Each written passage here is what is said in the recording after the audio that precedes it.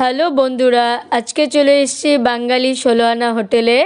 আজকে দুপুরের লাঞ্চের খাবারটা আমরা সবাই এখানেই খেয়েছি।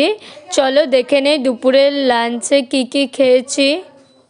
এখন খেতে বসে পড়েছি আমরা, দেখতে পাচ্ছো আমার পাশেই মা আছে, উল্টো দিকে বাবা আছে। ৬টা সিট ছিল, বাইরের লোকও ছিল আমাদের টেবিলে। তো যাই হোক, এখন হচ্ছে ভেজ থালা ছিল, ভেজ থালা অনেক কিছু ছিল, পকোড়া, চাটনি, সস, অনেক কিছুই ছিল। আমরা নিয়েছিলাম ইলিশ আর হচ্ছে সাথে পাঁঠার মাংস। বাবাকে ঘি দিয়ে দিল। ইলিশটার পেটে একটা দেখতে পাচ্ছ ডিম ছিল। ইলিশটা খেতে ভালোই ছিল, কিন্তু একটু ঝালটা কম ছিল। আর পাঁঠার মাংসটা একটু মিষ্টি মিষ্টি ছিল। আমি আর মা একটু ঝাল খেতেই ভালোবাসি। আর বাবা আয়ের মাছ নিয়েছিল। লাস্টে ছিল হচ্ছে দই, মিষ্টি, চাটনি, যেটা তোমাদেরকে আমি দেখাতে পারিনি। এটা পুরোপুরি একদম বাঙালি খাবার দোকান, যে কেউ আসলে খেতে পারো এখানে। খুব ভালো সুস্বাদু খাবার।